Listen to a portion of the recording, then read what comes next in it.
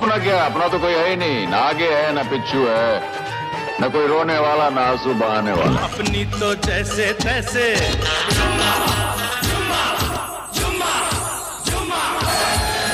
कर लो बात। अरे बाबूजी ऐसी इंग्लिश आवे दैट आई कैन लीव अंग्रेज बिहाइंड। स स स ग ग रे रे सा नि नि नि सा सा। नामी गिरामी अभिनेता अभिनेत्रियों से सजी फिल्में निर्माताओं और वितरकों को इस बात के लिए आश्वस्त करती हैं कि उनका पैसा सुरक्षित है और उन्हें जबरदस्त मुनाफा भी होने वाला है। लेकिन इसके विपरीत कभी कभी सारे समीकरणों को धत्ता बताते हुए ये फिल्में बॉक्स ऑफिस पर बुरी तरह से धाराशायी हो जाती हैं। साल 1988 में आई अमिताभ बच्चन और मिथुन चक्रवर्ती स्टारर गंगा जमुना सरस्वती भी एक ऐसी ही फिल्म थी। रामराज कला मंदिर के बैनर तले इस फिल्म का निर्माण किया था एस रामनाथन ने तथा इसके निर्देशक थे मनमोहन देसाई। फिल्म की कहानी लिखी थी प्रयागराज ने, पटकथा लिखी थी के शुक्ला ने तथा संवाद लिखे थे कादर खान साहब ने।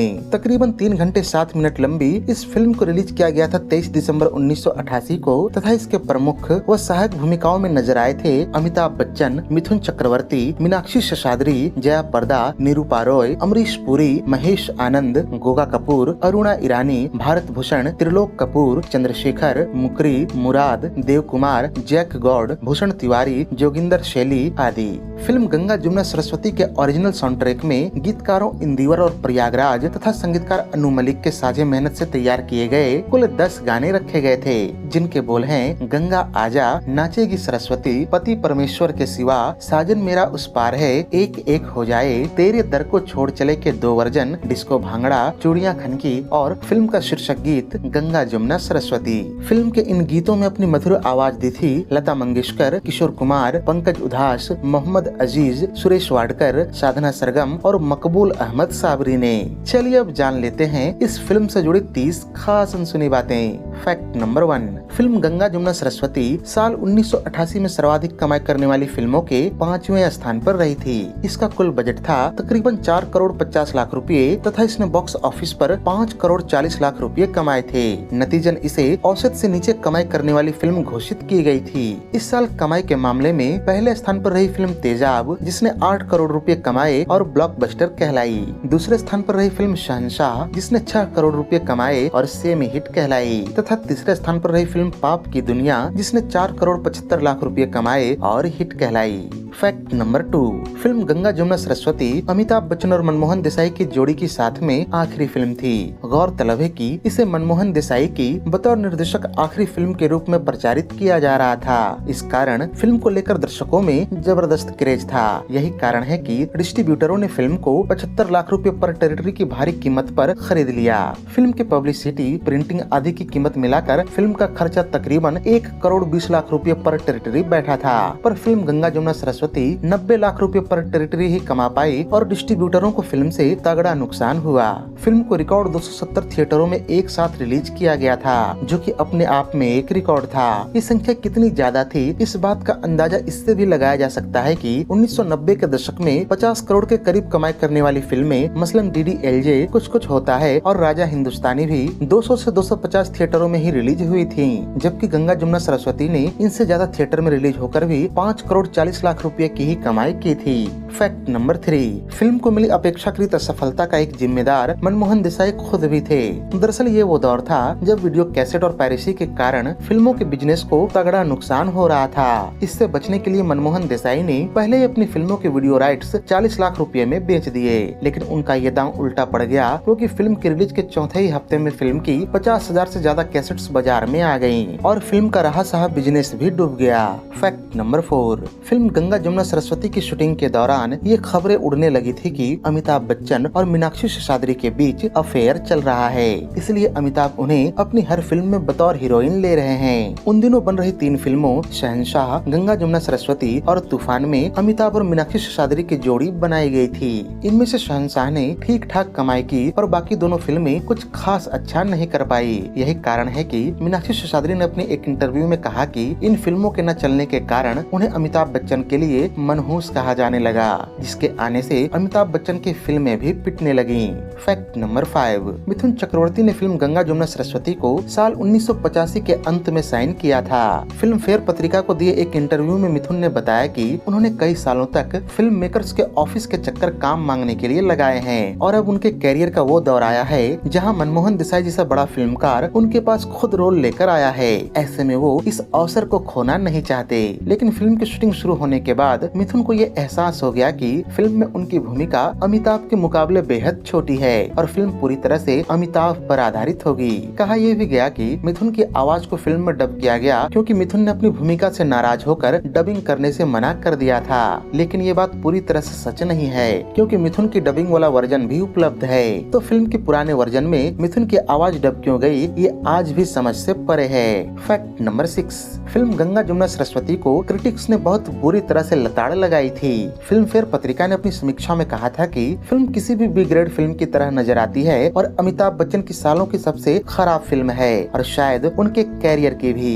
एक और समीक्षा में ये कहा गया कि गंगा जमुना सरस्वती हर खराब चीज को अपने अंदर समेटे है, मसलन मेलोड्रामा, सस्ती कॉमेडी, बेमतलब की कहानी, असंभव से दिखने वाले खलनायक, खराब संवाद आदि।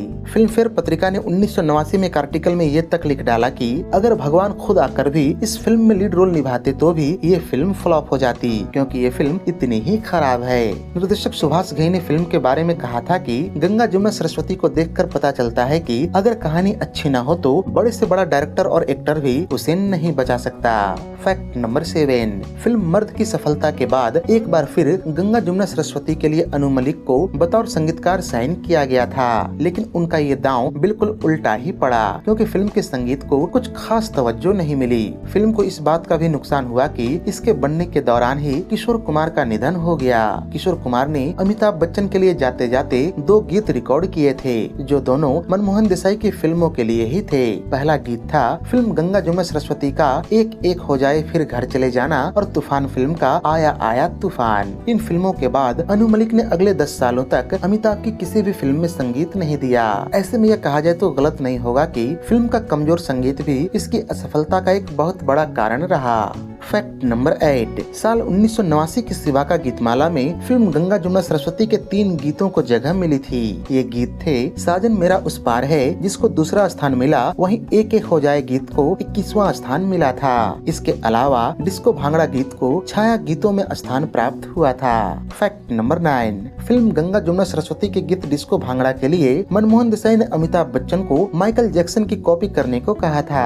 पहले ये गीत भांगड़ा शैली में पंजाबी कपड़ों में फिल्माया गया था। अगर आप फिल्म में ये दृश्य देखेंगे तो पाएंगे कि गीत से पहले सभी कलाकार पंजाबी वेशभूषा में नजर आते हैं, लेकिन गाने को शूट करने के बाद मनमोहन देसाई को लगा कि गाने को मॉडर्न लुक देने की जरूरत है, इसलिए इसमें अमिताभ बच्चन के लिए माइकल जैक्सन जैसे जैकेट तैयार की गई। लेकिन न तो ये गाना कुछ खास पसंद किया गया और न ही अमिताभ का लुक लोगों को जचा।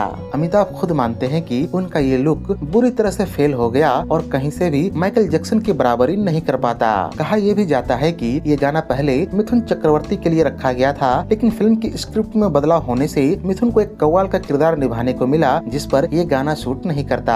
ऐसे में मनमोहन देसाई को लगा कि डिस्को भांगड़ा जैसा गीत कव्वाल पर शूट नहीं करेगा, इस कारण से भी ये गीत अमिताभ बच्चन को दे दिया गया। लेकिन ये गाना फिल्म की पृष्ठभूमि और आसपास के दृश्य से बिल्कुल भी मेल नहीं खाता, इसलिए ये बिल्कुल प्रभावहीन साबित हुआ।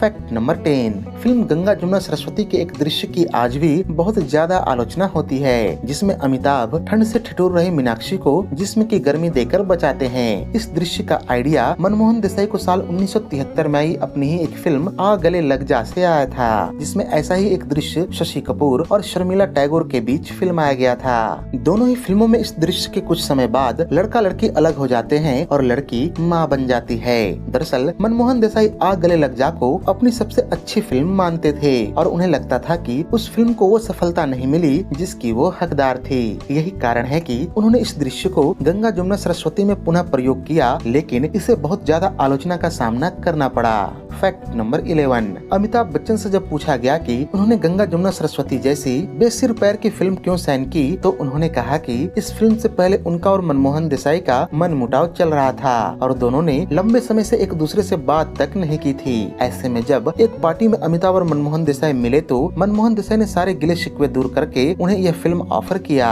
और वो इसे मना नहीं कर पाए। साथ ही वो ये भी कहते हैं कि उन्हें फिल्म के दौरान ही लग गया था कि इसमें कुछ तो गलत हो रहा है। उन्होंने इस बारे में मनमोहन देसाई से बात की, पर मनमोहन देसाई ने उनसे कहा कि वो इसे एडिटिंग टेबल पर ठीक कर देंगे। लगातार स्क्रिप्ट में बदलाव होने के कारण फिल्म वैसी नहीं बन पाई जैसी बननी चाहिए थी।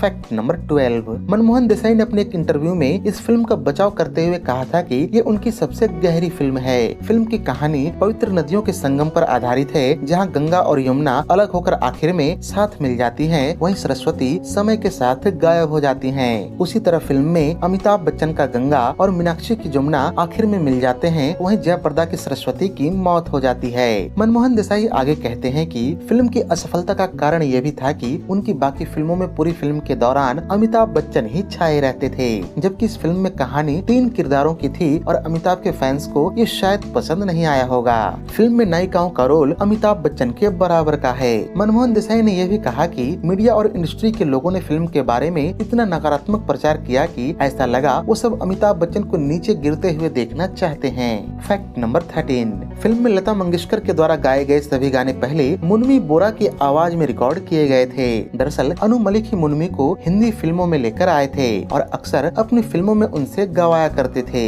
लेकिन मुन्नी की उम्र सिर्फ 15 साल की थी और गानों को सुनने के बाद मनमोहन देसाई को लगने लगा कि मुन्नी की आवाज मीनाक्षी और जयाप्रदा पर फिट नहीं बैठेगी। ये बात अलग है कि मुन्नी ने जयाप्रदा के लिए फिल्म प्यार के 2 पल में आवाज दी थी। यही कारण है कि लता मंगेशकर के फॉरेन टूर से लौटने के बाद फिल्म के गाने को लता की ही आवाज में डब करवा दिया गया। फैक्ट नंबर 14, मनमोहन देसाई अक्सर अपनी फिल्मों में जानवरों का इस्तेमाल करने के लिए जाने जाते हैं। कुली में बाज और मर्द में घोड़े और कुत्ते के इस्तेमाल के बाद गंगा जमुना सरस्वती में उन्होंने मगरमच्छ और कोबरा सांप का इस्तेमाल किया। मनमोहन देसाई बताते हैं कि फिल्म में जो कोबरा सांप को दिखाया गया था उसका प्रयोग उन्होंने तकरीबन 15 साल पहले आई फिल्म भाई हो तो ऐसा में भी किया था। क्योंकि सांपों की उम्र 20 से 30 साल की ही होती है, इसलिए उन्होंने उसी सांप का इस्तेमाल किया जिसका इस्तेमाल उन्होंने पहले किया था। फैक्ट नंबर 15, फिल्म की शूटिंग के दौरान जयाप्रदा ने अपने एक इंटरव्यू में कहा था कि के विश्वनाथ के बाद वो मनमोहन देसाई को बतौर निर्देशक इज्जत करती हैं और उनका रोल फिल्म में अमिताभ बच्चन के टक्कर का है। लेकिन फिल्म रिलीज होने के बाद जयाप्रदा को लगा कि उनका रोल फिल्म में वैसा नजर नहीं आया जैसा उन्होंने उम्मीद की थी। इस कारण जयाप्रदा मनमोहन देसाई से नाराज हो गई थी।